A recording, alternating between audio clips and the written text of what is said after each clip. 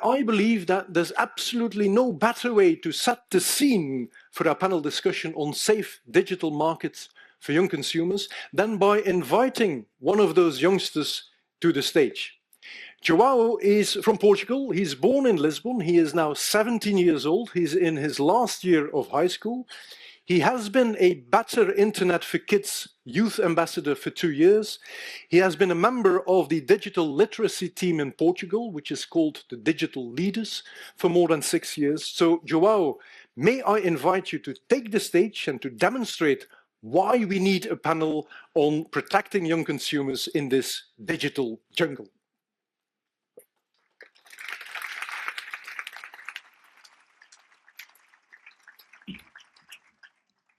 Filip, thank you so much. Thank you so much all for having me, and a very warm welcome to our afternoon discussion. So you're probably wondering, why am I here? Well, Filip just more or less gave it a little bit of an idea of why I'm here. I'm here to talk a little bit about my experience, how I, as a teenager, as a youngster, see the online world and all the online platforms that me, my colleagues, my friends use. I wanted to start with something called online shopping experience. As youngsters, we're probably not the first and foremost targeted group on companies to have the most important role on shopping online. But the truth is, all of us from 15 years old onwards use Amazon, use fast fashion online businesses.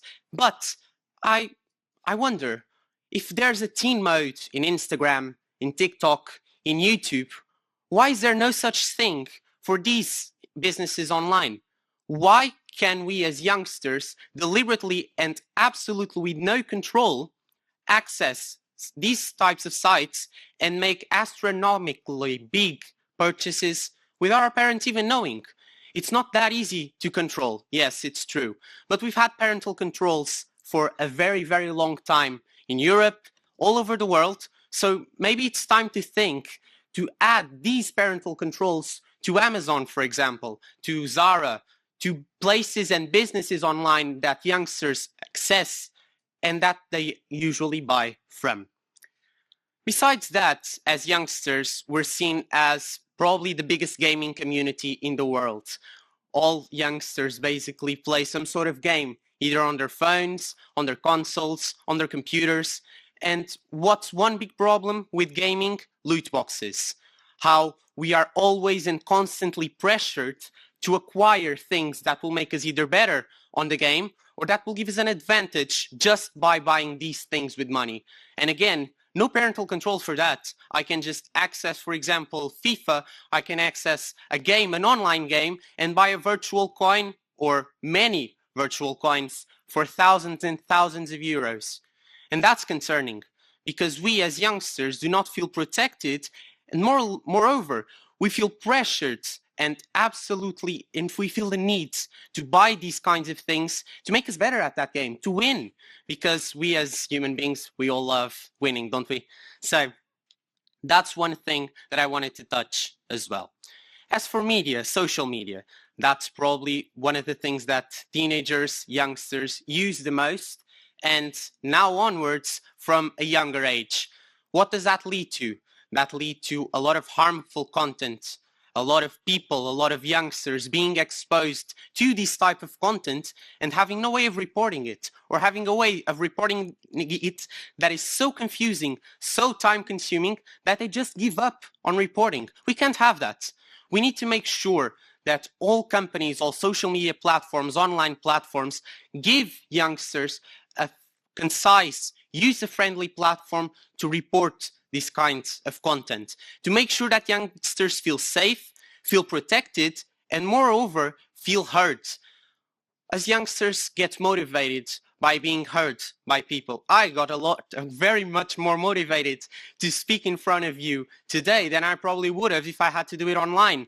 I feel motivated. I like having people looking at me, and all youngsters do that.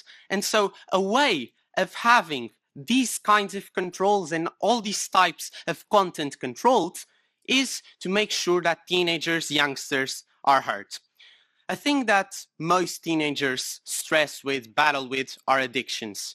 Addictions are something that are very tricky for youngsters to control themselves without help from people on the community and around them. And with that being said, you wonder, okay, but why does that happen? Well, I have two answers for you. First, the design of the platforms. The platforms are entirely designed to keep you in the loop, to keep you in the circle, to make you buy more things, to make you consume more content, to make you feel heard by the platform because they just know what you want in that precise second. We need to change that because youngsters just get caught up in the loop, and they just can't get out by themselves. So how do we solve this? Well, that's the question that I myself wonder a lot of times, and I probably won't have the rightest answer for you. But I'm sure that that can spark up a lot of debate because there's already ways of doing this. We just need to figure out which ones are the most effective. And to finish up, to sum up real quickly, we have seen a constant increase in digitalization in schools. Schools have been using digital textbooks, interactive resources more now than ever. But youngsters still can access through those resources content that may be harmful through YouTube videos, for example. A teacher shows a YouTube video in their classroom, and then the child gets directed to some sort of form of hurtful content or harmful content. That needs to change. Youngsters need to feel 100% protected. And if we have so many legislations and regulations for how platforms should perform, how they should act, we should and we must have more legislation, regulation in terms of platforms that can contribute to this protection of minors. The DSA came with a very big improvement in this. No more personalized ads, a lot more controls for the social media platforms. But we need to enlarge this scope of companies that are inside the DSA, and we need to make sure that youngsters feel safe in all the platforms that they use. You need to listen to what youngsters are saying. We need more youngsters in conferences like these. We need more youngsters actively participating in the politics in the world. We need youngsters to be heard because their voice is important, it's powerful, and it brings a whole new perspective. That's what we need. If we have adults and politicians and economists invited to discuss laws about economy, about ethics, then we should invite minors, teenagers, youngsters to discuss laws, legislations that are about themselves. So I just wanted to give a little bit of food for thought for your heads, maybe spark up a little debate in the panel discussion this afternoon. But most of all, I urge you, listen to the youngsters that you have around you, because they will be a very powerful voice, a very powerful input, and they will provide you with a perspective that you probably haven't even thought about, but it's just right in front of you. I thank you all very much for having me. Have an absolutely amazing panel discussion. And again, thank you so much for listening to me.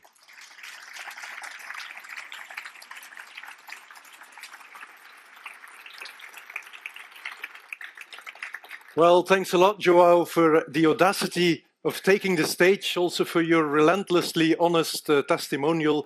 And I think you convincingly demonstrated why we need more youngsters in conferences such as this. If youth indeed is the future, then I, for one, am hopeful at what the future has at stake. And I think your intervention is an excellent way of setting the scene for our panel on shaping a safer digital market for young and often vulnerable consumers, where we want to discuss those important topics indeed, such as addictive design, loot boxes, hyper-personalization, influencer marketing, and the like. And we've cooked up an esteemed panel with representatives from the European Parliament, from consumer authorities and academia. So let me introduce my panel members to you.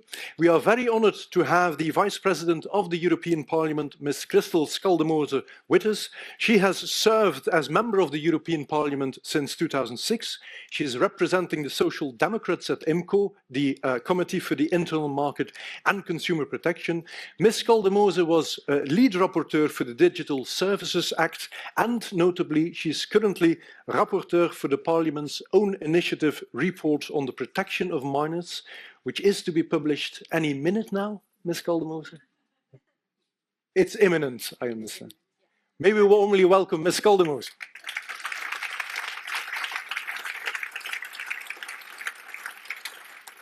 And representing the consumer authorities in our panel is Andreas Malo Jespersen, who is Assistant Director of Consumer Policy at the Danish Competition and Consumer Authority.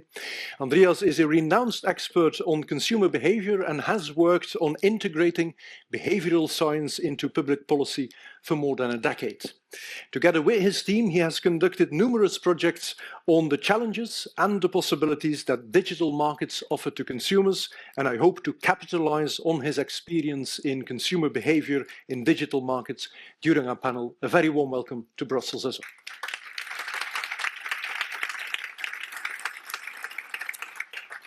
I'm also delighted to introduce two high-caliber panel members from academia. Firstly, I warmly welcome Professor Monika Namysłowska from the University of Łódź in Poland.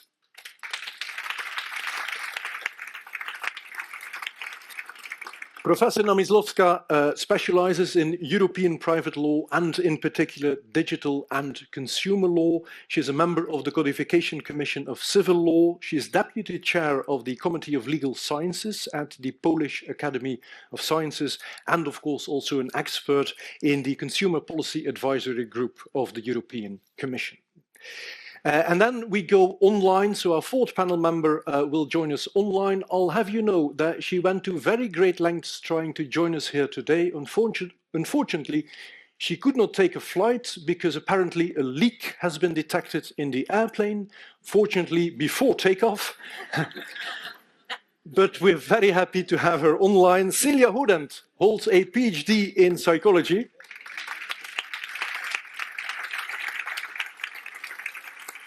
She has over 15 years of experience in the development of user experience strategies in the entertainment industry, and more specifically with video game studios. Celia is an expert in the application of cognitive science and psychology to improve products, systems, services, and video games. You likely also know her as author of the books What UX, or user experience, really is, the psychology of video games and the gamer's brain. And I, for one, would like to pick her brain to understand the secret psychological source of user experience design and how cognitive science can be used to improve digital products for the better. If we have Celia online, I quickly would like to hear her voice just to make sure that we are connected and can hear one another. Celia, do you hear us? Yes, I can hear you. I'm really sorry I cannot be in person. I tried my best too, but I'm stuck in Krakow. But thanks for joining us today, and we hear you loud and clear. Thank you all for joining our panel on this, I would say, pressing and important topic of online consumer protection. Ms. Schaldemose, I'd like to start our discussion with you, if I may. You do have an important track record in protecting minors' rights. You are notably the rapporteur of the brand new European Parliament's own initiative report on the protection of minors online. So may I invite for a sneak preview, or at least a short summary of that report? What are the key messages in the report, and why is it so important that the Commission takes urgent actions to address the identified concerns? First and foremost, thank you very much for inviting me here today and give me an opportunity to talk to you and also hear your point of views. But maybe let me start another place before I make this sneak peek on the initiative report. All of us who are not being teenagers still, please think 20 years back. If we knew what we know today about the digital world, the social media, the online marketplaces, etc., I am pretty sure that if we were asked if we would allow this kind of digital exploitation of our minors, our kids, our teenagers, everybody have shouted, of course not. We would never ever allowed the data, their data around them to be sent to China. Of course, we are also fining TikTok for that now, but we would never ever allowed this if we knew where we would end. But here we are today, and therefore we have to do something about it. And we have the Digital Services Act in place, and it is currently being enforced. And in my draft, where I'm talking about what we can do to protect minors, because we are still not there, and thank you for also telling us that, in case we didn't know, we simply need to do it more and better. The DSA is a very, very important and very good tool, but only if it's enforced. And therefore we are, and I'm talking in the report about the need for a very strong and precise enforcement of the rules in the DSA. But not alone do we need to have the DSA and those companies, platforms being under the scope of DSA. We want to have a level playing field so that all the websites and online activities that are not under the DSA scope, they need to be having the same level playing field, so that they need to make sure that we need to make sure that they have the same rules in place that we have in DSA. So for instance, this ban on targeted ads towards minors should also be something that should be the case for companies that are not under the DSA scope. For instance, those video games who are not a part of the DSA scope, we should also make sure that they have this ban on targeted ads towards minors. In general, we need to make sure that kids are protected online no matter where they are, whether it's on a social media, it's on a marketplace, or it's a video game or whatever. And they are not protected in a sufficient manner. What I'm suggesting, besides the very strong implementation of the DSA, is that we need to look into the addictive design features. We need simply to have a EU tool that makes sure that we have safety by design. We need to make sure that addictive designs are not allowed, especially towards minors. We could also say that in general, but at least especially towards minors. We simply need to do more on that. It is too easy. We know it all. I'm addicted. I guess a majority of people online are addicted. Our phone is there. It's the first thing I look at in the morning and the last thing I look at in the evening. My husband is not here, so he cannot hear that.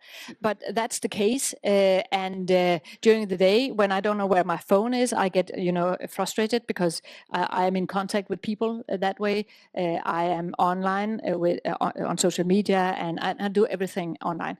And that's the case. So we need to do more, and especially kids and minors who cannot, see through the business model. The thing is, the core problem is that a part of this is about a business model. Harvesting our data and our kids' data is what they do. And in order to be able to harvest data much as possible, they have to create engagement. And how do they do that?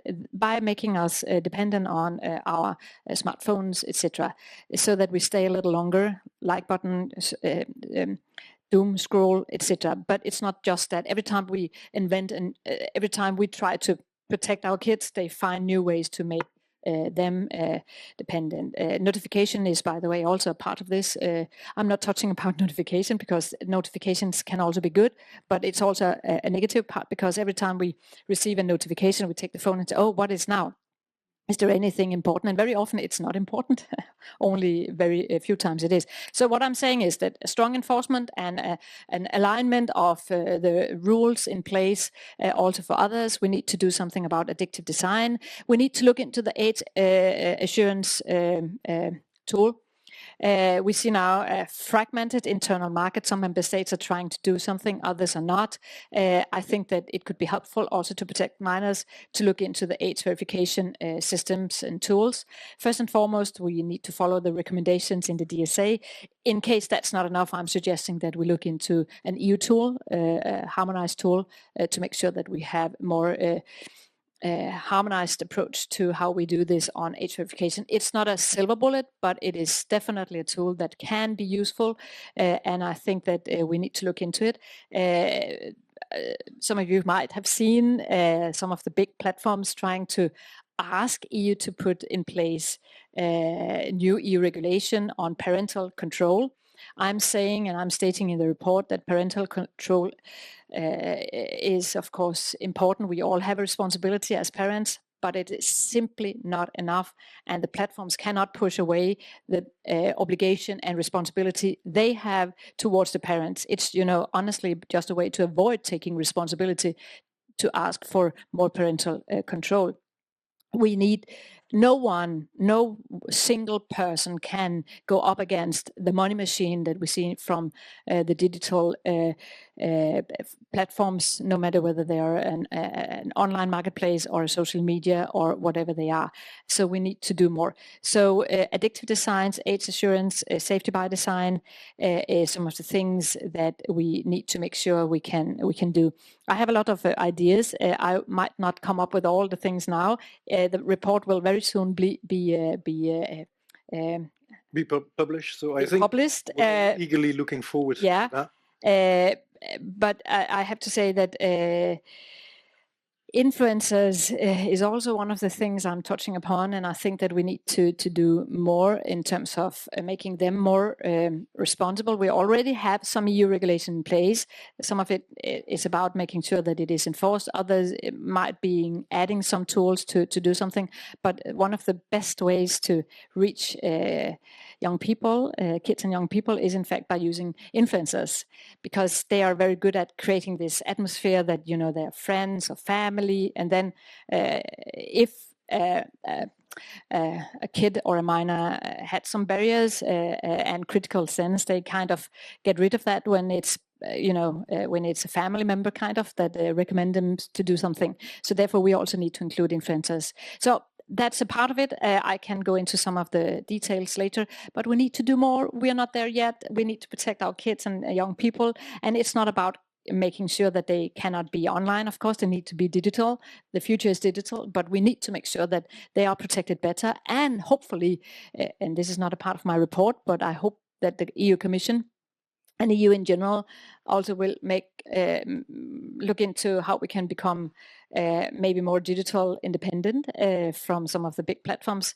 All those platforms we're talking about here, they are primarily non-European platforms. So hopefully we can create some tools that are European and based on European values, and also hopefully protect our kids a little bit better than we're doing today. We are still in a huge experiment with our kids. And I think we shouldn't be happy about ourselves. We have reacted too slow. We are beginning to do it better. The DSA is a very, very, very good big step in the right direction, but we're still not there. And I hope that my initiative report, with hopefully the support of the Parliament sooner or later, will be the basis for the Digital Fairness Act, so that we can close the loopholes we still have when it comes to protection of minors. Honestly, colleagues, we really need to do better. It's about our kids' mental health. It's about their future. Americans, Chinese, Russian companies, they know everything about our kids and the rest of us. I don't think that's very safe, honestly. So we need to do more. Thank you. I hear a warm and a heartfelt call for action. Thanks a lot for that summary of the draft report on the protection of minors online. It brings me directly to you, Mr. Jespersen. Denmark is set to assume the Council presidency in July, and we understand that the protection of minors is very high on the agenda. Denmark brings both deep expertise and also a strong sense of urgency to this topic. Your authority has recently published a report on young consumers and social media, a report that highlights several areas of concern we've already addressed or named here: widespread overuse of social media, gender disparity in digital addiction, significant effects indeed on the well-being of young people, of our own children. Could you perhaps elaborate a bit more on these findings and other concerns raised in Denmark with regard to the protection of minors online as consumers? Absolutely. Thanks. Yeah, and thanks for having us. Yeah, it's true. I mean, recently it's probably a bit of a stretch. We published this back in February.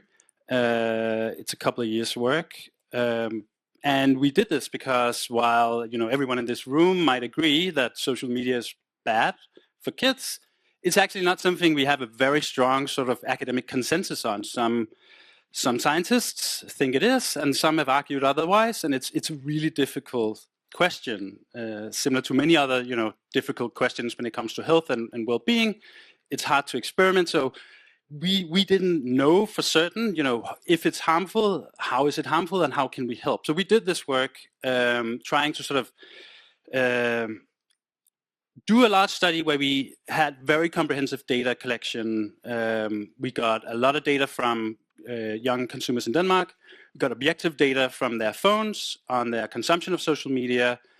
We coupled that with sort of registry data, so we were able to look back in time and see how they had, you know, how were their well-being in the past. So it's a really comprehensive report, really thorough, and I think we found like it's 150 pages of pure insights. So I can't do it justice in you know such a short time, but I will mention some of the main findings, and I think we found something that's often overlooked in these debates. We found something that's surprising, and we found some really important things. And if we start by the thing we often overlook, it's that young consumers really like social media.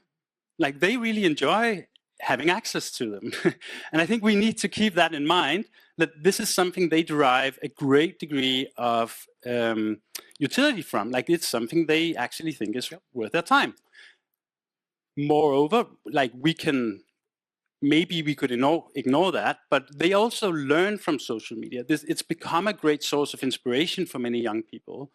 They learn to cook, you know, they learn arts and crafts, they learn to paint, they learn to draw, they learn all kinds of things from social media. So it's an important source of learning for them. And finally, it allows them to connect to very specific communities around the world that they might not have access to otherwise. So there are benefits, at least in the perspective of our own young consumers, from having this access. And we should be mindful of that when we talk about regulating them.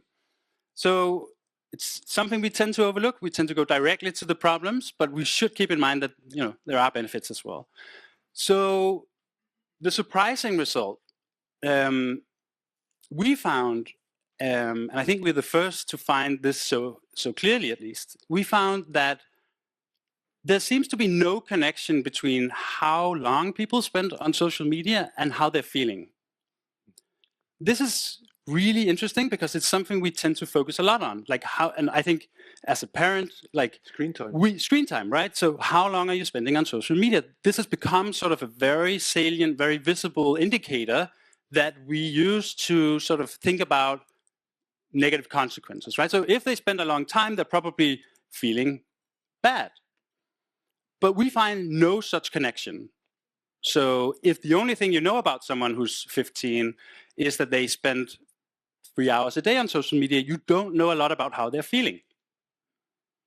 And it doesn't seem like the act of being on social media in and of itself is enough to create problems for well-being. It's not just pure exposure. No. However, we also find that there's a very, very strong connection between feeling addicted to social media and problems with well-being, right? So it's not just how long you're there. This is maybe counterintuitive at first, but there are many reasons for spending more or less time on social media. If you have a long commute in the morning, you're probably spending that time on social media, but that doesn't tell you anything about how you're feeling. But if you're feeling addicted to social media, it hurts your well-being. This is very evident. And addiction is rife among teenagers. So we find that 31% of teen girls between 13 and 17 in Denmark have moderate to severe symptoms of addiction to social media. And by moderate to severe, I mean this is impacting their daily life in a very negative way. So this, like, we might not learn a lot from screen time, but if we actually talk, with our young peers and ask them how they're feeling, this is very indicative of how they're how their well-being is. And addiction is a problem. So there are strong gender disparities there. Girls are far more addicted to social media, like far, in every age group. And their consumption of social media also outstrips boys in every age group. So this is very clearly sort of a gendered problem. Obviously, boys can have problems as well, but it's not nearly as likely. The second interesting thing we find is a very strong connection between problems on social media and low self-control. So across gender, people like young consumers with problems, self-control problems, are very likely to have high addiction scores and a very, very high consumption of social media.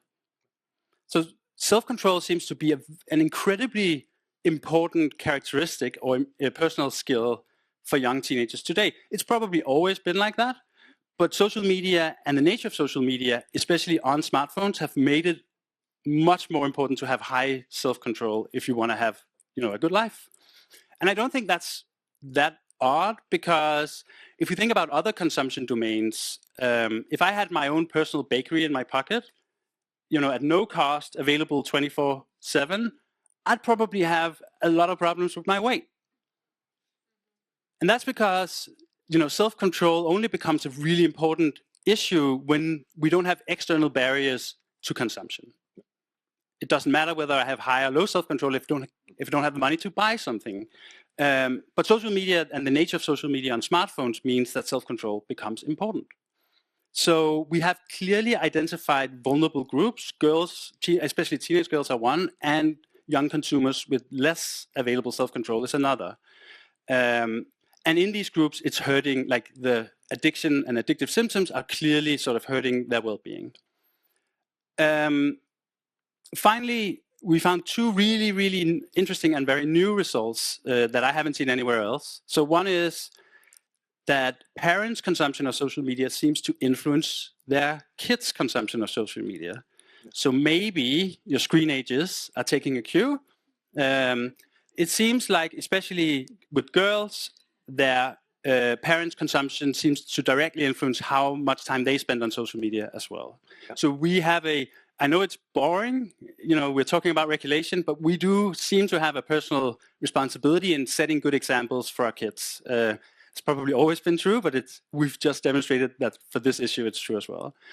And then we found, because we were able to go back in time, and look at well-being data from when these teenagers were younger, we could see what happened in their lives when they got their first smartphone.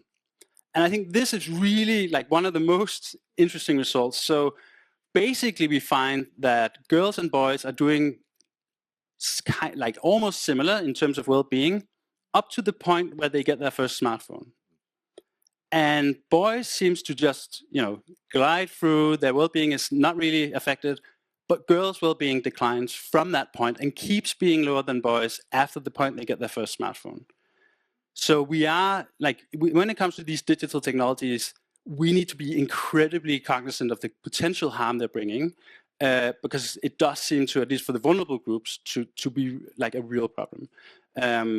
Happy to elaborate, but that's our main findings. Well, thanks for raising these elements, and indeed I change my plea to guilty.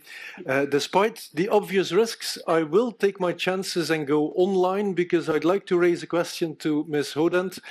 You are an expert in game user experience and cognitive psychology, which from what I hear can be both a blessing but also a burden for our youth, for our own kids. Now, you've worked directly with some of the top companies in the video games industry when it comes to designing their products, so you do know the wiring beneath the bonnet.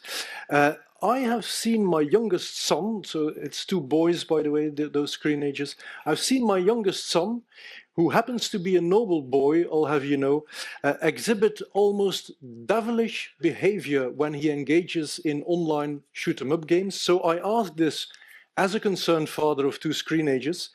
Can you please briefly explain what occurs in the minds of children and adolescents when they engage with video games? And specifically, Could you give us a bit more color on the so-called addictive design features, such as virtual currencies and loot boxes? So why, oh why, are they features in video games, and how can they affect minors? Yeah, thank you so much for your question. I hope that you're hearing me well. And again, I apologize. Okay, perfect. I wish I was with you in person. So to answer this question, allow me to take a step back a little bit so that we can first define what type of video games we're talking about, like the content of the game, and then how they monetize their business model. So just like any other cultural products, not all games are equal. Think of movie, for example. Some are just goofy blockbusters, some are historical movies, so some are educational, some are violent. And all these different movies can be monetized in a different way. For example, you pay your ticket to go to the theater. It can be through advertisement, like product placement in the movie, merchandising, a subscription model. If you think of a TV show and you're watching like a platform, so you have to pay the platform. So it's important to distinguish between the gameplay, the content, what we actually play with or what we watch in terms of a movie, and the business model, how the producers and the publishers make money with the content. So regarding the content, games, just like movies, books, or even food, don't equally have the same impact on children. Definitely Abeele, who is a researcher in neuroscience, always says it's really hard to say what is the impact of video games on kids, because it's just like say what is the impact of food. On people, it really depends on what type of food we're talking about, why we're eating, how much, and for what motivation. So some games can actually support children's sense of autonomy, competence, creativity, and identity, as well as help them regulate emotions and build relationships. This was emphasized by academic research and mentioned, for example, in the UNICEF Responsible Innovation in Technology for Children. So it's RightTech, the RightTech project. So you have some research even shown a positive correlation between gameplay and cognitive skills or mental health. So it's important to mention because play, my background is in child development. Play, we know in child development is the leading factor of social, cognitive, and emotional development in children. So video games is a type of play. So it's really important to keep that in mind because play is really critical. So when we regulate games, we have to keep that in mind. But of course, not all games are equal. Some games, like other cultural products, don't have interesting cognitive or social benefits for children. Although I will say that not everything that children do has to be beneficial for them. They still have the right to play and be entertained and just be goofy, just like adults have. And other games are having appropriate content for children, such as violent games. So that's why the rating system PEGI was created in Europe to inform parents about the content of video games so that they can make informed decisions for the kids. So with that in mind, let's talk now about the business models in games. Many games today are free to play. Like initially, when you were playing, you want to buy a video game for your kid, you were going to the shop and paying for the game, and then that was it. The kid was playing with the game if it's a fun game, or never playing with it because the marketing of the game was over-promising for what it actually was. We still have some games that are still pay up front. But a lot of games today, and it started a lot with Facebook games, are what we call free to play. So it means that you don't have to pay up front for the game.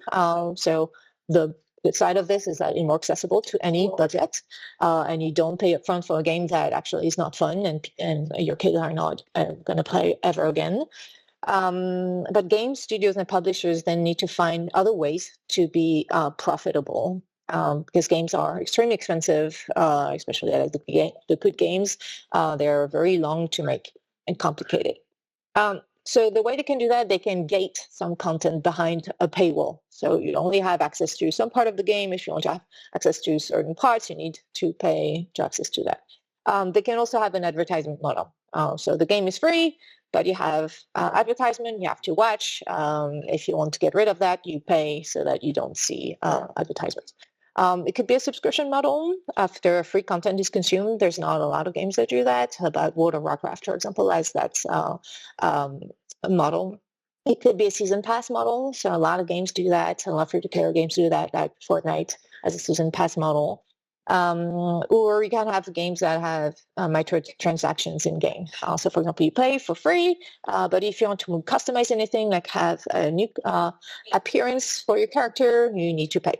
And sometimes instead of a clear microtransaction where players get something they want, they can clearly choose what they want and know how much they're going to pay for that. It can be in the shape of a loot box. So it means that they pay for like a card pack. Sorry, I'm at the airport, so maybe you can hear a lot of noise. So it could be in the shape of a card pack. So you pay for a card pack, and you're going to get some stuff in there. Maybe something that you care about, and maybe stuff that you don't want. So it's really like it's not new. We've seen that before. When I grew up, we had like Panini cards, and you had the albums. You had to complete the collection. So you pay the card back, and you don't know what you're going to get, or the surprise boxes when you never know what you're going to get. So it's this model. It's been in games for a while, mostly for adults initially, but now we see that quite a lot in the free-to-play model because it's working fairly well, because we don't know when we're going to get. We have a tendency to spend more to get that versus a clear transaction when you only spend for what you want. So we see that publishers see that it's making more money, so it's spreading everywhere. The problem is that the loot box business model has been shown to be harmful for children in the sense that they are getting too engaged with the loot boxes. It's like what we call the gambling-like mechanic. We know that gambling is it's the only behavioral addiction that is recognized in the DSM. And so that's also the reason why casinos are not allowed for minors, because we know that it's particularly difficult to refrain yourself from buying to maybe earn something that is not going to be money but is valuable within the game. And in some cases, you can sell what you got in the game into a marketplace that's oftentimes is even separate from the game itself. So there are some concerns absolutely with loot boxes. This is one of the clearest mechanic that we know is really harmful for kids because they're not, their brain is not completely developed. The part of the brain is helping us manage that sort of impulses to buy and keep engaged with our gambling is a prefrontal cortex, and that part of the brain is entirely mature at only 25 years of age. So in our society, we decided that 18 would be the limit. So it means that it's the continuum, but it means the younger people are, the harder it's going to be for them to regulate such impulses. They're not completely helpless, but of course it's something that they learn, and that's why their parents need to help them learn. But even as adults, we have a hard time also refraining. So for children, it's even more difficult. I think so. That's one of the main concerns. And then there are other psychological pressures like a fear of missing out or loss aversion that are used in the season pass model that can also be concerning.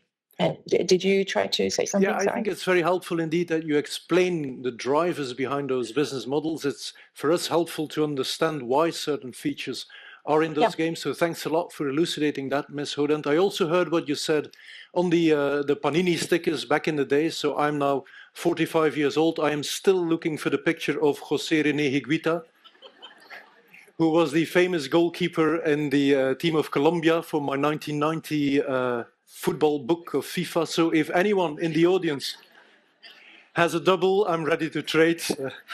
Professor Namysłowski, you are my scientific conscience in this panel here. As a leading scientist or expert in EU consumer law, you have repeatedly drawn the attention to the particular vulnerabilities of minors in digital environments, especially in relation to such addictive design features, but also personalized advertising and influencer marketing. So could you dive a little bit deeper into these aspects? And I'd also like to hear what kind of solutions the academic community is proposing to address these issues.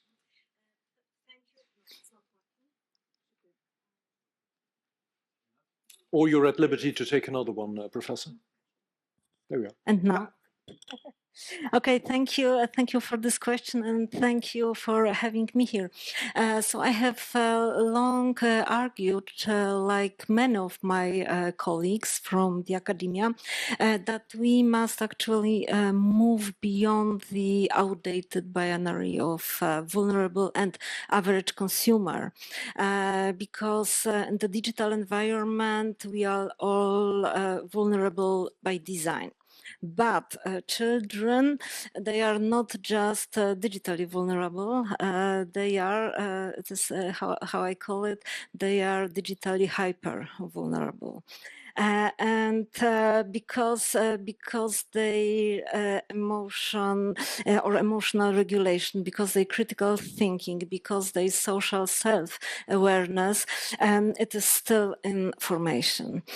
So this digitally hyper vulnerability means that children, that they are that they are not only situationally vulnerable due to stress, due the deception, but they are structurally vulnerable by virtue of how the digital environment interacts with their developmental stage. So this vulnerability is predictable, it is repeatable, and this is not it is not accidental. And you asked about addictive design, about personalization, influencer marketing, etc. In my view, they are not isolated practices, and it is a structural logic, and that's why we cannot just regulate practices. We should reshape the systems, and or how does it translate to a regulation? And I propose, as many academics, that we first need an in-depth investigation, in-depth investigation of the European Commission, not just via a consultancy firm, and on how companies, how they are collecting data on the behavior of children, and how do they use them to develop new marketing strategies, and then we should propose the Digital Fairness Act, as we heard today, and but it is not only about closing regulatory gaps. It is much more, or in other words, in my opinion, there is one huge regulatory gap concerning digital environments and digital unfairness. So the DFA should include a definition of digital vulnerability, including the hyper vulnerability of children. Then a general prohibition of digital unfair practices, and probably or maybe based on the digital professional diligence. And we could also think of some reputable presumptions of unfairness for various digital practices, and then the burden shifts to businesses to prove that such a design is fair, that it does not exploit vulnerability minors. And then we can have a blacklist like now in the annex, one of the UCPD. So in my opinion, the digital hypervulnerability, this is not a weakness of children, and this is a weakness of systems designed to exploit the developmental traits of children. So if some systems exploit children by design, then this is not a problem of children, and it's the problem of the design. So hypervulnerability is not a weakness of children, it is a system feature designed to exploit. Brings me to you, Mr. Jaspersen. The European Commission is indeed preparing work on the Digital Fairness Act. What are the recommendations of the Danish authorities for the Commission, especially in relation to rights of young consumers online? And in your view, how can the national and the European level work together most effectively to tackle the problems that we are discussing here today? Yeah, great question. I mean, we're working, I think, on many of the same issues that many of the colleagues from other authorities or nations are working on. We are, as you mentioned earlier, we're very concerned about young consumers, dark patterns, and deceptive and addictive design. But I think one important sort of recommendation is that we, maybe not a government official recommendation, but a practical recommendation, is that we need to be optimistic. I think we are, and I think I get the sense from the day that we are quite worried, and we engage with these problems, the evolution of digital markets, in a kind of worried way. I think we should be more optimistic. We can do it. We can create this great and healthier market for young consumers. But we need to work with technology instead of against technology all the time.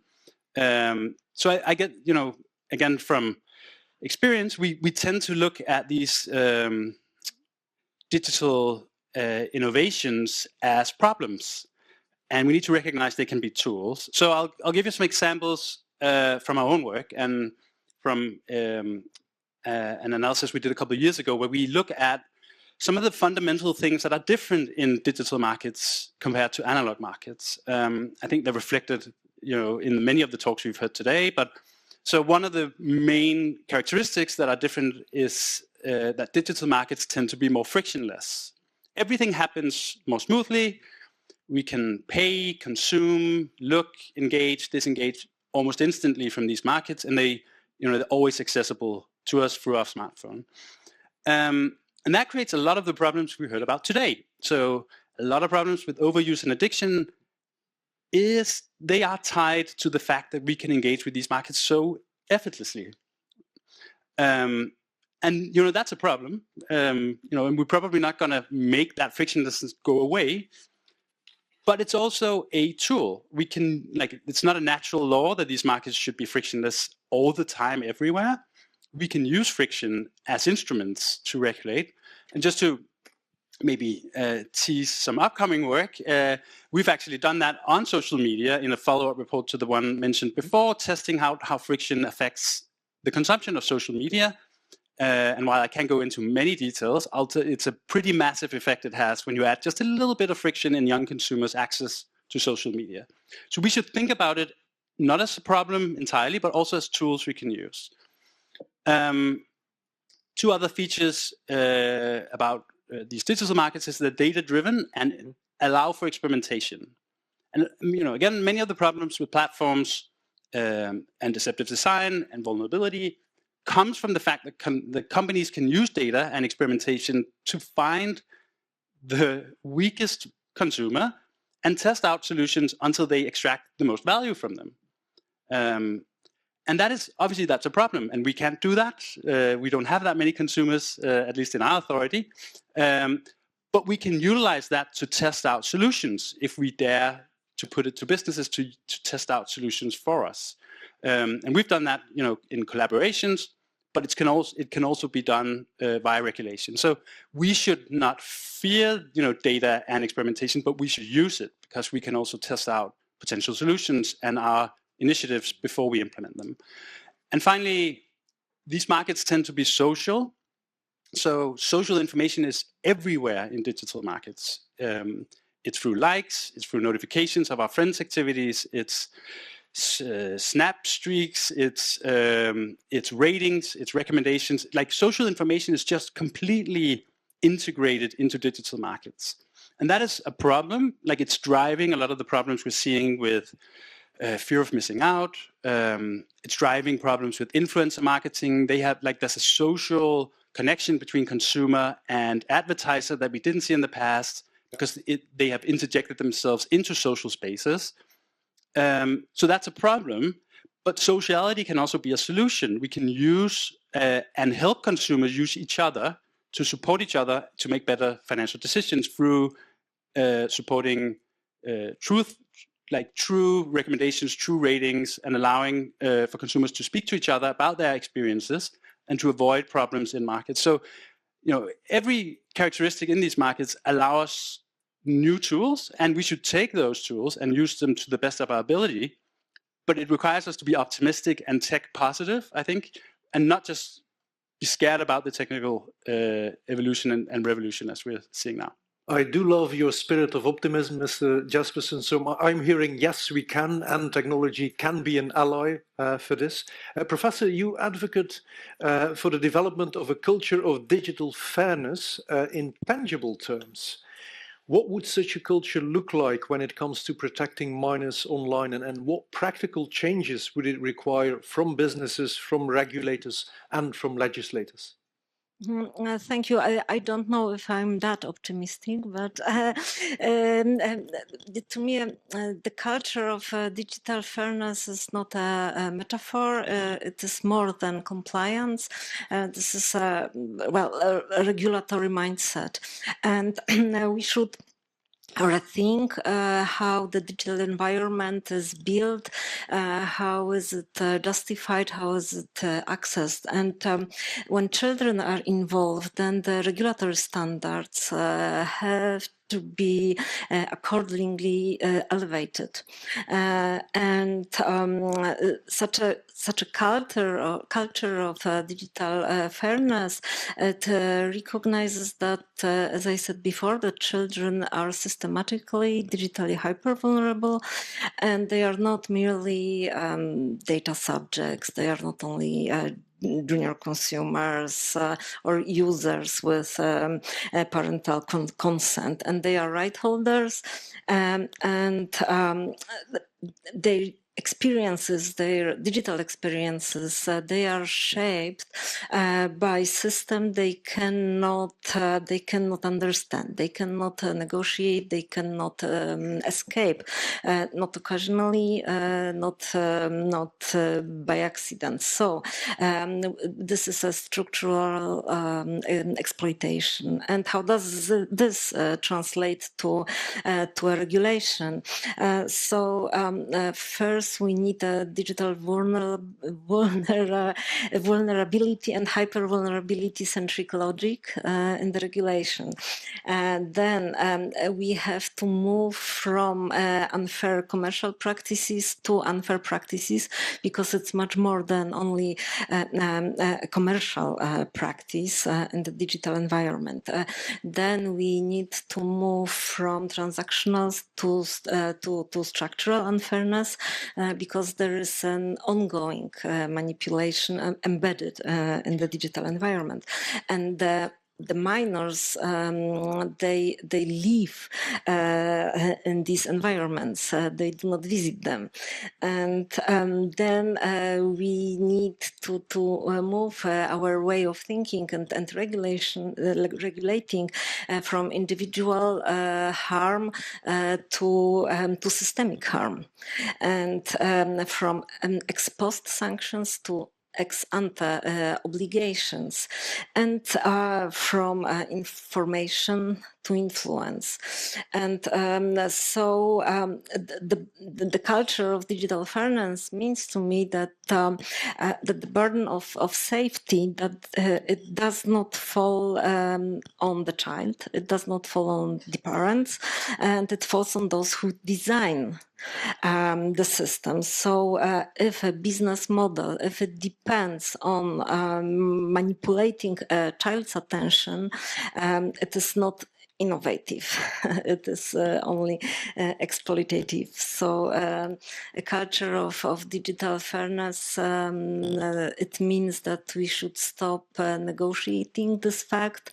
We have to start regulating it. Thanks a lot for voicing that. And Ms. Schaldemose, I'm hearing a spirit of optimism from Mr. Jespersen and a bit more reservations, and these are valid reservations from Professor Namysłowska. So is your glass half full or half empty? It's definitely half empty. No, I mean, of course, the future is digital. So it's here. The tools are here. I think that there are parts of it that can benefit us. I mean, I'm more positive when it comes to, for instance, AI in the health system to help us, identify, diagnose diseases, etc. On that, I'm positive, optimistic. I see options and possibilities. When it comes to kids, young people, and their online life, I am not as positive. And Andreas, you said it yourself, 31% didn't feel okay. Would we accept that? Oh, here we have a tool where we know 30% will not feel good by using it. Would we allow that? Of course we wouldn't. So I really think that we have to be a little tougher, because I don't believe in the goodwill of these platforms, neither whether it's marketplaces or social media. They are there for one reason, and one reason only: to exploit our kids. And I don't think that we should allow that.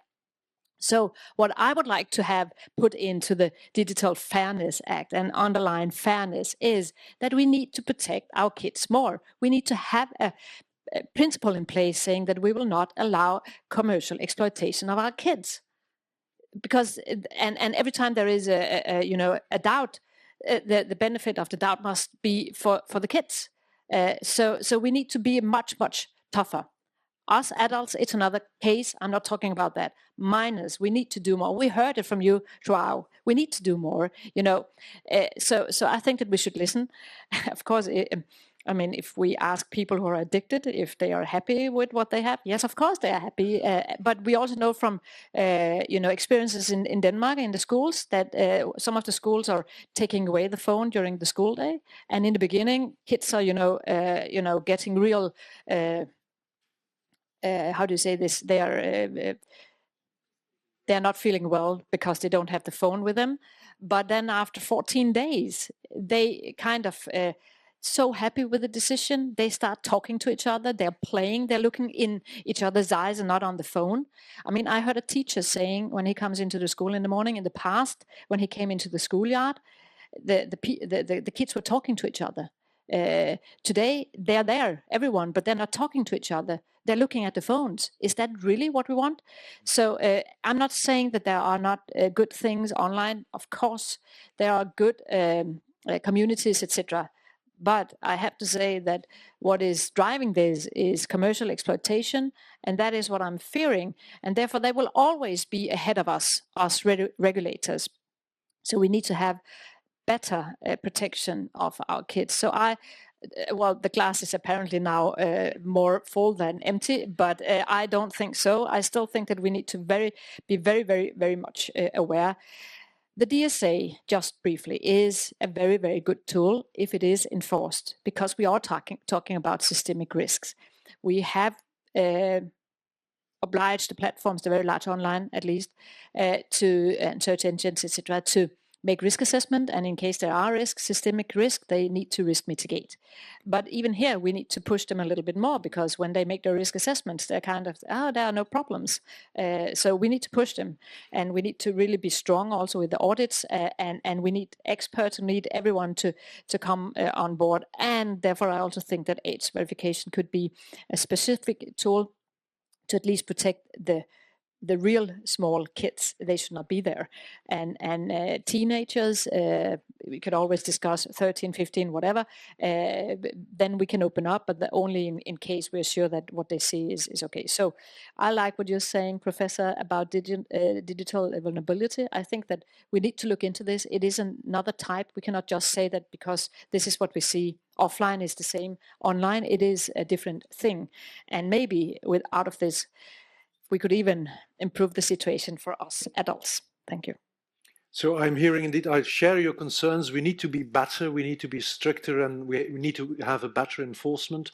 I'd like to go back to you, Ms. Hodent, last time. We're a bit strapped for time here, and I would like to allow for some Q&A as well, so I would appreciate a short, crisp and concise answer. But still, I heard Ms. Schaldemose with a warm plea for a stricter regulation. What might be the benefits, according to you, in your expert opinion, of introducing stricter regulations in the digital environment on the issues raised here today, such as addictive design, dark patterns, or targeted advertising directed at those younger audiences? And would you anticipate also maybe unintended consequences of such stricter regulations? Yeah, there's a lot to unwrap. Okay, so in UX, we care about making people's lives better with technology. So we definitely, I echo all the sentiments here. We need to make sure that people, children, even more so, are protected and can enjoy their online life without being exploited. I would move away a little bit from the addictive design term, because whether or not it is creating the pathology that we call addiction, I think it is important for designs to be ethical and not be exploitative regardless. We also need to take into account that we have many video game developers who care about ethics, and they consider video games as a cultural artifact and an art form. They're passionate about the craft. Many game developers actually care about games, and they're not necessarily making games to exploit people. So we need to also separate these two and make sure that it can still exist as a culture. And we definitely also need to take into account that you do have people who only look at monetization and they're going to exploit because video games, it's a huge market share in entertainment today. It's the biggest. Definitely some people are just going to use that. So I think it's important that we want to punish exploitative practices, but also it's important to think of rewarding developers who are being respectful of players. And it's difficult to approach when making more money is what shareholders demand in a capitalistic economy. So how do we approach this? And the bigger picture is difficult. In terms of risk, is to have a regulation that does not specifically target the evidence-based harm. So I heard a lot of elements here. I think it's really important to stay close to what the science is telling us about what is really harmful. So, for example, if we target loot boxes, that is much more that we have evidence against it. That's better than having a too broad regulation, like a screen ban for children, that is going against their right to participate in technology and in society. So we'll have to keep that in mind. We'll also need to keep in mind that some regulations don't work. So there have been some evidence recently that the loot box ban in Belgium is not working well. There's still over 80% of games are using loot boxes. There are loopholes. So we need to work with the researchers and so that you can actually see what regulations can work and where are the loopholes so that we can actually make some progress here. And I totally agree with the sentiment that the burden should be on the platform and more specifically on the publishers, rather than the burden on the user or on the parents. Because there's a lot of guilt tripping for parents, that they have to be careful, their parental control. Again, the evidence is showing that it's not that easy to understand how to use the parental control. It's not necessarily working very well. So there's a lot to unwrap in here. I'm trying to stay concise. But to me, the most important thing is to really stay evidence-based. I definitely agree with the sentiment that we need to experiment. We need to work with the independent academic researchers, and maybe start by requiring or strongly encouraging game publishers to share their data with academic researchers so that we can have a better understanding of what's going on and what is really harmful would be a step in the right direction. So if I can just use one example, there was a game called Bilateral that was initially rated 18 plus by the PEGI system because it's a game around around a card game. Got the name of the card game.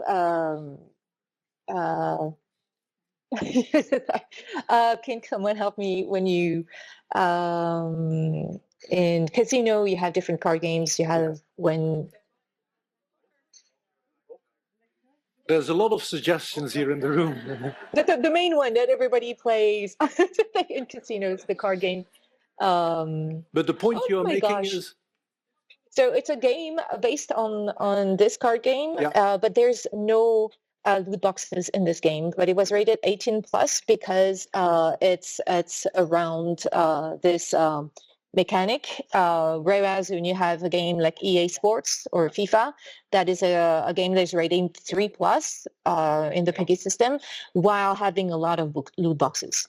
So it's really important to understand what we're talking about here and how we can really see what is harmful, so that we can regulate properly and also inform parents so that they can make informed decisions.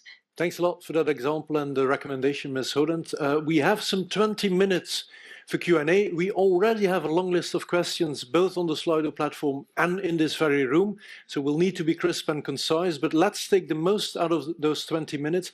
I would invite for a mic to be sent to the front row, maybe for starters, because I'd like to start with our minor, Joao, who was the scene setter, and I'd like to hear from him what he learned from our panel. And if we don't have a mic, or we do have a mic, then I'll hand it to him. If you could briefly maybe give your feedback on what you've heard in our panel. Yes, of course. So again, thank you so much for allowing me to actually give a little bit of my input as well. It means a lot to me. And I wanted to thank each and every one of you for taking the time and for actually caring about us minors, because it's something that it really warms my heart, in the sense that we have people worrying about us, and it's something that is on the table, and it's not just laying under the carpet waiting for it to magically be solved. So firstly and foremost, thank you to each and every one of you. And then let me just touch a point that I think it's quite important to mention. When we don't know how to do something, when we don't know how to address a certain issue, we look to learn about it. And so a thing that I believe would absolutely be very, very valuable for youngsters and for their parents would be to educate themselves on social media and social media usage. By the way, when we can know how we are so deep into this loop, how we can actually solve our addiction problems, we are far more likely to actually be able to solve them. And with that being said, if, for example, a company, a social media platform would do, let's say, a small video, a TikTok, on what are cookies and how they are used, I think that minors would be shocked, and I think us all would be very shocked to learn that all our data, all the things that we do online, all the things that we search, register, like, dislike, comment, etc., they're all being collected and used in a way that we are not even thinking that it's possible. So with all this being said, I just wanted to highlight how important it is to know actually what is happening behind the scenes, and that we don't know a lot about, especially because terms and conditions, cookies, are extremely painful to read, and the amount of us that actually reject each and every one of the 1,000 ones that there are is very minimal. So just touch on that point. So it's again educating the consumer and also the young consumers indeed. I'd like to give the floor to one of our ECC directors. I think we have the ECC director of Austria, Reinhold Schrans in the room with us, and I would invite him to raise his voice and throw his question at our panel. Yeah, thank you so much for the very interesting panel. What I wanted to tell you from our perspective, from the European Consumer Centers Network, that we get parents coming to our offices and telling us that children spend a lot of money, huge amounts of money on online gaming. For example, I want to give you 3 examples. We had an 8-year-old spending €3,000 on the game Brawl Stars. We had a 6-year-old spending €2,500 on Pokemon eggs. So I think everybody in this room knows Pokemon. And we had a 14-year-old spending €8,000 on buying virtual soccer players in FIFA. And what's frightening is the age, so 6-year-old, 8-year-old, and what's frightening also is the huge amounts of money that I just told you. So these transactions are done by virtual currencies, by loot boxes, as you already mentioned, and it's very difficult for children actually to understand the value of money and that they're actually spending money. Yeah. So giving this huge financial harm, giving also this vulnerability, I want to ask you, should we ban virtual currencies and loot boxes for children? So similar to gambling activities, because gambling, as you already mentioned, is also banned for children. Or do you think that enforcement of existing rules is enough to protect our children online? Yeah. That's a very clear statement. €8,000 in virtual currencies for digital football players must have been roughly what I spent trying to find José René Higuita. Still, shouldn't we ban it altogether? Should it be forbidden? Ms. Schaldemose. First and foremost, thank you very much for this. It's interesting when we in Denmark discuss these things. We knew that at a certain time when we asked parents and kids what they were allowed to do online, the majority were told that as long as the majority of the kids were told as long as the games were for free, they were allowed to be online. But we need to realize that nothing is for free. So that's just in general a remark. Secondly, of course, we need to do something for kids, minors, loot boxes and virtual value.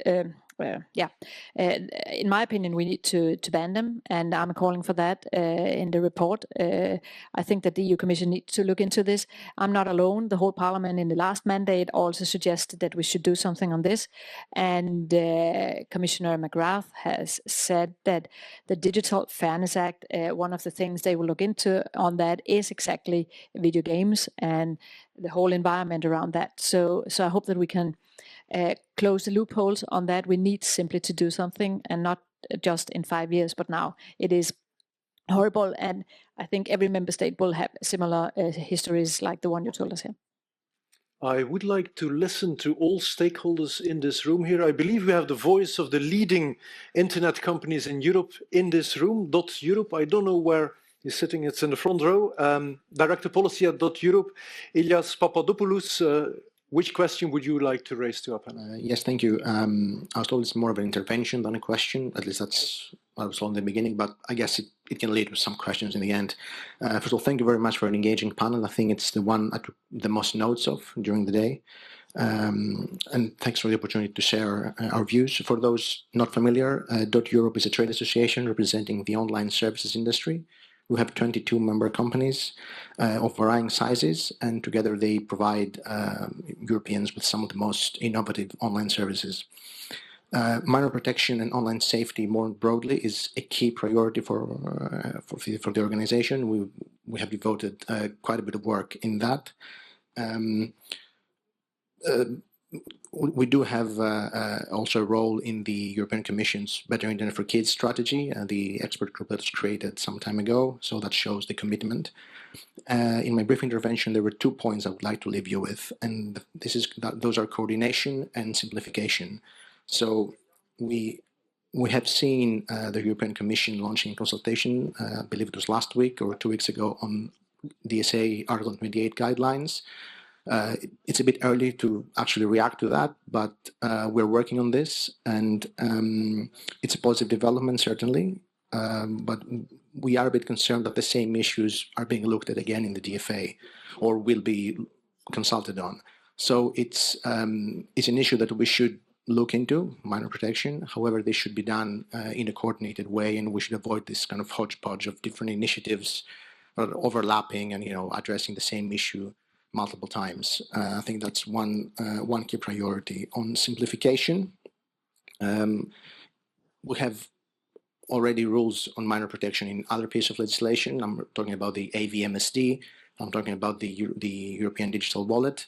Again, these are rules. They are welcome, but it does create a level of complexity that needs to be clarified. So any kind of guidelines or anything that would help the industry apply the rules should be very much appreciated. I would like to conclude, but saying you mentioned in the beginning that there's something positive that the industry can do. Our members, they are working for a seamless online experience that's also safe, and they have taken already proactive measures to protect minors online. I'm referring to supervised experiences, dedicated services for minors, filters that block certain types of content, preventing unknown adults from chatting with minors, certain design features that are not available for children or minors, and all that. So we're very much looking forward to continuing the work on this, and I would be very curious to hear if there's any thought on simplifying or how we should address the complexity. Well, I'm glad to hear that you share our concerns, and thanks for the intervention on coordination and simplification. I think you want to talk about simplification, or at least the perception of simplification. I support simplification, but I have to say that one of the reasons why we have a very complex regulation level in EU is because we need it, because very often it's not enough just to have intentions in the law. So, I mean, look at the majority of the EU regulations where we mention consumers or kids, there is no doubt about the intention. We want them to protect it. But unless we specify it very clearly, precisely, in depth, then nothing happens. So I'm a little bit, sorry to say, a little bit fed up with this discussion in the digital sphere, because start complying with the law we have, then we don't have to build on other laws and have more simplification. It's so simple is it. So that's the best answer I can get. It's a clear and strong statement that indeed has quite a bit of support in our audience. I would also like to hear the global voice of child's rights online. I'm hopeful that we have someone from Five Rights in the room. Yeah, Manon, if you could raise your voice or raise your question.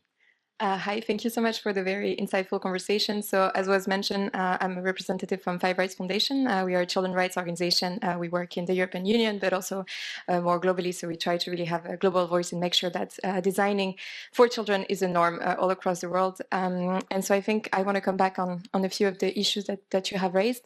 First of all, on child participation, I mean youth participation. Always talking about children because under the UNCRC we talk about children, but youth participation, we know how it's important to actually look at all of those issues from the lived experiences of children. As adults, we tend to believe that we actually know what's going on. We can look at it from our perspective, but actually children might use social media or any kind of platforms in many different ways. And I think that's, one place where we really see a lot of issues if we talk about, for example, the risk assessment that came out under the DSA, where a lot of the companies did not actually really consider how those platforms were actually used by children and the actual issues that they were seeing there. So I think it's always important to make sure that they're part of the conversation. They also have a lot of solutions to offer as well, more than we can actually think of sometimes. And so I think building on that, here's my first question: how can we make sure that children are much more included in all of those processes, be it in regulation, but also from a company's perspective in designing? I think we heard that it's the responsibility of companies to design for children, and I very much agree with that. It shouldn't be put on the parents or on the children themselves to actually understand how a world that wasn't made for them, they are supposed to dive into that. So I think it's always crucial, and I think there as well, to also maybe answer a bit, from the industry perspective, we hear indeed a lot of, simplification. How can we engage better with the industry? And here I also agree that, technology is a tool. We can make it better or we can make it worse. And I think it's our responsibility to make it better. But I think we've also been, trying in so many ways to get there. be it for regulations with the DSA. We also need to, of course, make sure that children are protected wherever they are. So we need to go beyond online platforms, but make sure that video games also, I think education technologies, you also mentioned that, that's also one of the crucial parts. But we also have, for example, standards that are available in age-appropriate design. So I think we have a lot of tools that we've been building for a few years now that are out there that really actually, tell companies on how to do those things, how to engage with children in all of their diversity, how to do, age-appropriate design, evolving capacities. So I'm maybe going to echo you a bit, MEP Schaldemose, on what more can we actually do? What else can we do to make sure that companies actually engage to indeed, create the best digital environment that we can have for children, and not to get to those extreme where I think there's a lot of sentiment from civil society, from parents, from children, that we're getting a bit too, the end of is the only solution to really ban children. I hope it isn't, but then we also need some goodwill from companies to actually show that they can do this for children in the right ways. So yes, thank you. Thanks a lot, Manon. So the very children we're trying to protect our clients, our stakeholders, so to speak. How can we account for them, and how can we also leverage on the tools which are already available to protect our youth? Anyone who would like to respond to that? Mr. Jaspersen, please.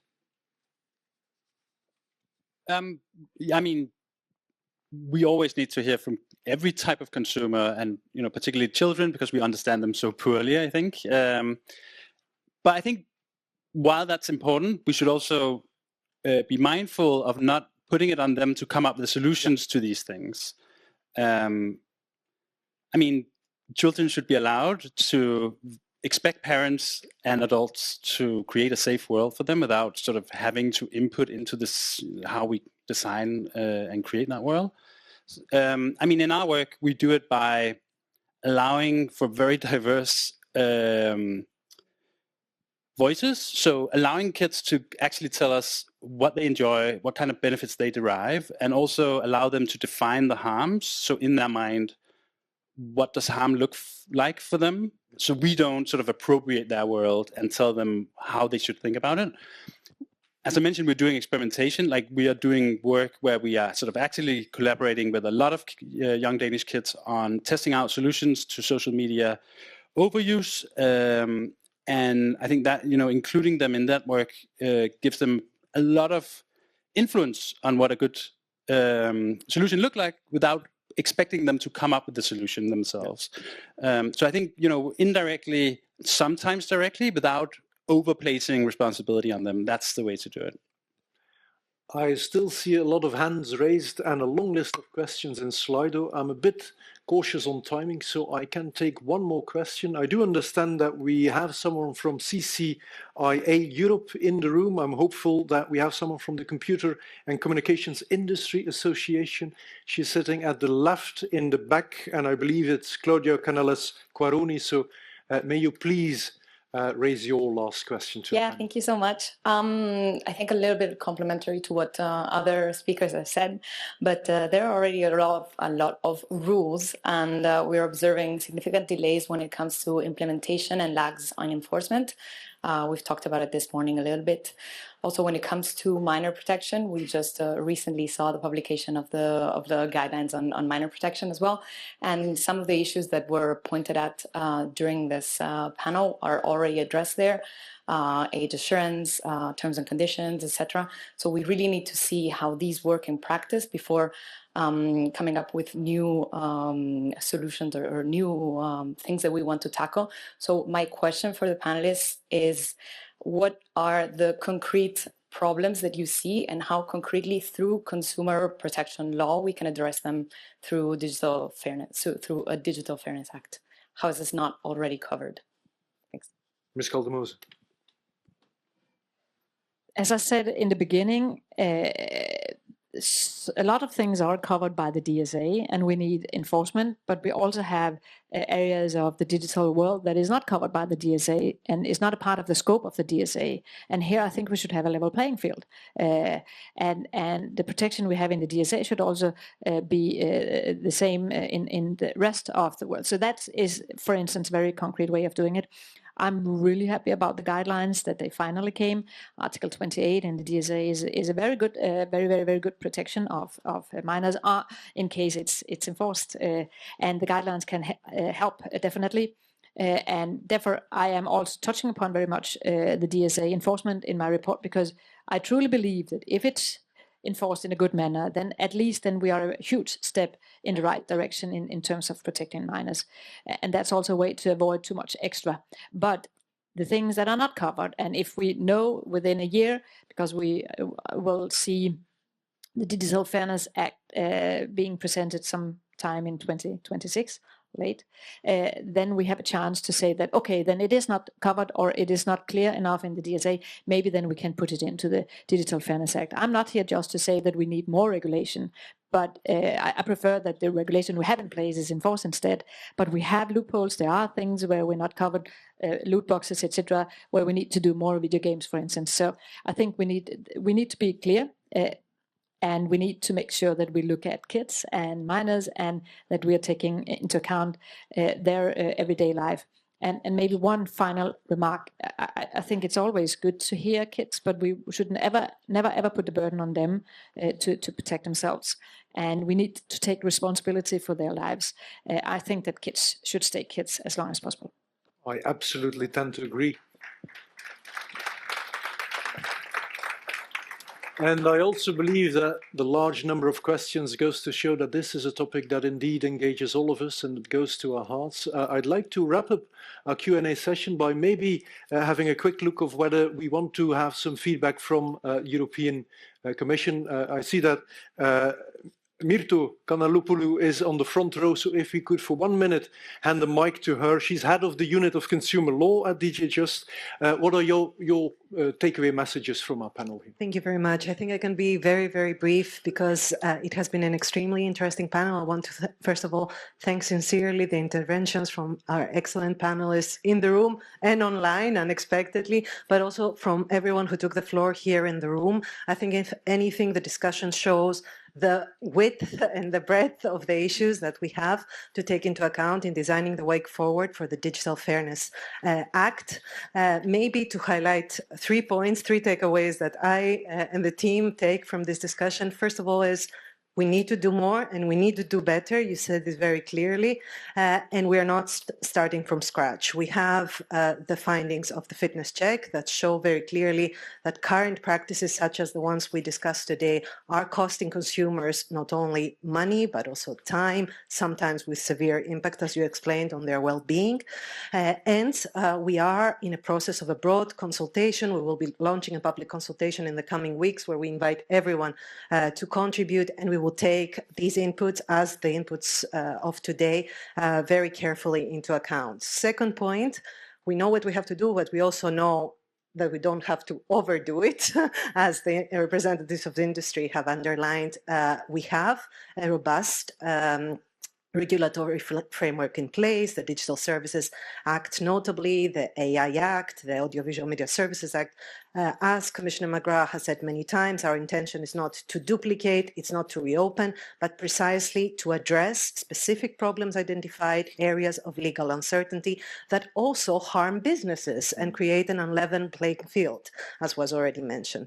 And third point, I think that today's discussions proves it unequivocally, is that in designing the way forward, we need to put the bar even higher when we are talking about young consumers, when we are talking about children.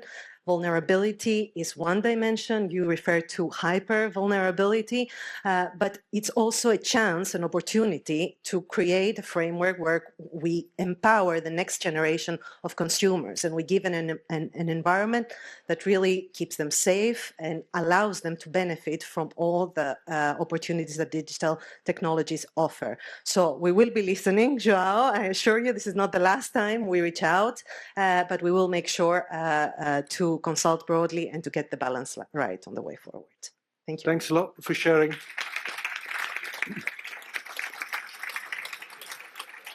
I think that neatly wraps up our discussion. So I propose that we close this thematic session on shaping a safer digital environment for our youngsters by acknowledging my panel members, Christel Schaldemose, Andreas Malo Jaspersen, Celia Hodent online, and Professor Monica Namizlowski with a warm round of applause.